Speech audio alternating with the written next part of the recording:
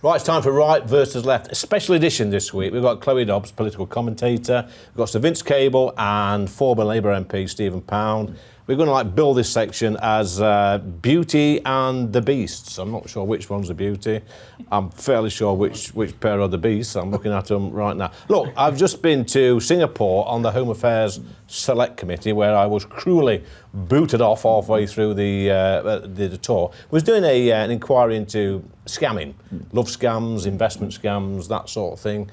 Speaking to bankers, speaking to their politicians, went into their parliament, etc. Now, when I was there, I thought, well, this is not a bad place to live, Singapore. There's hardly any crime. There's no illegal migration. It's clean. There's no yobbish behaviour out in the streets. And I'm thinking to myself, Sir Vince, we could learn a lot from this country. Now, you've done a little bit on Singapore before, I believe. Yeah, I've written about Lee Kuan Yew, who was the guy who founded it. It was one of the great heroes of the last century and creating a great success story. And the reason it's a big economic success story is that they've got this combination on one hand of free enterprise and free trade with a very strong government that gets the pension funds and pours their money into public sector housing, what we'd call council housing here. Most people live in public sector housing. And it's raised their living standard to higher than British levels now. So it's, economically it's a great success. So that's one thing that I noticed, Stephen, that, like Sir Vince says there, the government, it is a little bit authoritarian. To put it mildly. Well, to put it mildly, but I think for the right reasons, because they're sort of encouraging people to save so much money each week. That goes into a private pot, and that pot's their money. It earns interest, and that goes to pay for things like university fees for the children, if they want to withdraw some of that money to buy a house or extra healthcare needs. So it sounds fairly civilised. But it's not an opt-in and an opt-out situation. You've got no choice about it. But look, I mean, the thought of you being dragged out of the Raffles Hotel and kicked off the committee in the middle of the thing is disgraceful. I mean, what has happened to Parliament? I'm sorry. But getting back to what, the old argument about if you give up some of your liberty in exchange for security, you end up with neither. I think the situation you've got in Singapore, first of all, it's a tiny case, about 5.5 million people, I think, is a population, which is about the same as Scotland. And you can do things with a smaller population. But in reality, they do have a very, very interesting economy, but only works if nobody else did it around there, because they are the honeypot economy in that SEAN area. So I think if you're actually talking about birching people and flogging them for being illegal immigrants, I think we're slightly better than that in this country. Let's not go there. I'm sorry. I just don't think we can do it. I think even the Isle of Man stopped doing that. Well, look, Chloe, nobody's suggesting for 1 minute that we'll bring back the birch or bring back public hanging as it was in Stephen's day, but there's not a problem in Singapore with illegal migration because they have really strict penalties, i.e. if you are caught, you do get 3 lashes of the cane. It sounds a bit barbaric, and you get up to 6 months in prison. Hence, no illegal migration. But I think we could learn a lot from their benefit system, if you like. Everybody goes to work in Singapore. They work hard. They pay into the pot. They, like I said before, it's a great scheme. If you were setting up a new country today, I think it would use the Singaporean model to pay people's welfare bills, pay for school, pay for their healthcare system, and generally have a decent society. And they're not running around in Singapore with machetes and zombie knives, hacking each other to death. I think that Britain can definitely learn a lot from Singapore on migrants, on healthcare, on crime in general, on migrants. No, I'm not suggesting we should whip people who come to this country illegally, but I don't think they should be put up in a 5-star hotel. I think that there should be strict consequences for that. Also, you've got loads of migrants here working just cash in hand, off the radar, undocumented, don't know who they are. Whereas in Singapore, employers can get over 2 years in prison if they employ an illegal migrant. Same with policing on the streets. Needs to be tougher, needs to be stricter. Maybe not as strict as Singapore, but I've seen several videos this week of machetes being used in broad daylight in London. It's just unacceptable. We need to do something about it. What you're missing out, though, the one thing you're missing out there is the fact that if you go to Singapore, you have to have an ID card. Your ID card gets updated every 3 months. You can actually go to prison if you do not have an updated ID card. That's why you don't have the people working in the car washes. You don't have all that idea of the hidden economy. Now, what I'd say is people like you, Lee, would you actually be prepared to see everybody in this country have to,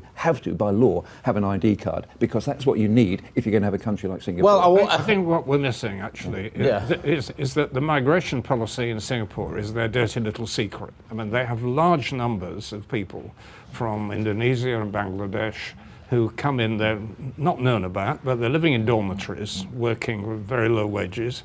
It's part of the success of their economy is that they've got these people, and they were exposed during the pandemic because the disease spread like wildfire. A lot of people died, and that's not something they like to talk about. A lot of the police are Sikhs. Have you noticed that? Yeah, we talked. So, that's another thing, Stephen. Yeah. Whilst I was there in the week I was in Singapore, I never saw one policeman. I never saw one police car, and there's a reason for that. But you talk about the ID cards. It's something that I should be against ID cards, but I think times have changed in this country at the moment. And although I am, opposed to them, I think maybe now there is a case for introducing some sort of system, because, like Chloe says, there's people in the black economy now, we don't know who they are. Whereas a simple ID, we could say, "Hold on a minute, mate, you shouldn't be here. On your way." Chloe? Yeah, I don't think that having an ID card is a massive infringement on your freedom. A lot of people do. I know a lot of people do. Now, I'm not suggesting we go to a system where you have to show your ID card for literally everything, or you want to walk into the shop and buy a pack of crisps, okay, show your ID card. I'm not suggesting, with everything, as I've said before, Singapore is extremely strict. I'm not saying that we emulate them exactly, but we can at least learn some things from them. Their healthcare system, much better outcomes. They only spend... But on Stephen's point, Sir Vince, about the ID cards, we all carry an ID card anyway. Of course we do. We've all got a mobile phone. If you have a certain age and you haven't got a mobile phone, you've got your bus pass in your wallet. So we carry them anyway. Yes, and we have a kind of informal ID system anyway. But the problems arose. I mean, Tony Blair was very keen on this idea at one point, and we debated it in Parliament. The kind of problems that arise is if you're walking down the road, police officer stops you, says, "Where's your ID card?"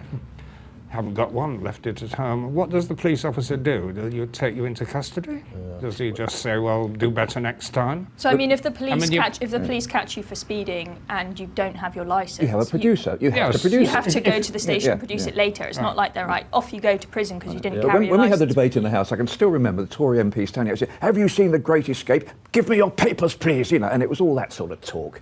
I'm sorry, you're absolutely right. We do all carry them with us. And I have to say, when my kids were young, they longed to have ID cards, because if you went into a shop to buy some fags, and obviously you wouldn't, but if you did, you'd have to produce a proof of age. When my kids used to want to go to the pub, mostly to find out what I was up to, they couldn't get into unless they had an ID card. Yeah, but it's not as simple as you say. I mean, we saw in the election a few weeks ago, large number of people being poor old Boris Johnson. Boris Johnson, amongst others, being not allowed to vote hilarious. because they weren't carrying their ID with them. Don't you know who I am? This is not a simple matter. It's interesting. We should actually be opposed to ID cards, but we live in a world, Vince, that's changing all the time, and we're going to have record numbers this year of illegal migrants crossing the Channel. We don't know who they are, where they're from. But Lee, they actually throw their passports away. Listen, if they get into this country, keep your head down for 2 or 3 years. We have a thing in this country called the regularisation of overstayers protocol, which means you keep your head down, work in a college, I don't care where you work, as long as you're not actually in trouble with the law. At the end of 2 or 3 years, you can say, "I've set down my roots, and now I have the right to." But if you are an overstayer in Singapore, you get chucked in the clink, Stephen. So, indeed, you do, and I'm amazed that you got back well, safely. we're going to move to something now, guys, which is the one thing that Stephen Pound fears more than anything else. And An empty glass? No, not an empty glass. Not going to the bar to get around him, but the yes or no quiz.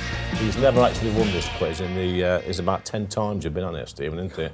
Simple questions. We want simple answers. And we'll start with you, Stephen, first. Should we bring back capital punishment? No. Vince? No. No. Whoa. Number 2, Chloe. Should Reform UK form an alliance with the Conservative Party? No. No. No. Stephen, number 3. Were the government whips right to turf me off the Home Affairs Select Committee? No. No. No. Wow, I can't believe it. Number 4, Chloe. Should we stop paying money to France, who are trying to allegedly control the illegal migration, the migrants coming over? Yes. No. No. Stephen, I can't believe it. And final question, Stephen. Do we have enough working class people in Parliament? No. No. No. 5-all. Can't believe it. This is a world's first. Stephen Pound has got 5 out of 5. He's been practicing in the Stephen, mirror. have you How been did looking you in the know? mirror? Seriously, have you been practicing? Listen, mate, I don't have any mirrors in my house for obvious reasons. Yeah, that's quite obvious to me. Vince, do you want to come back on one? No, I think we were at a consensus here.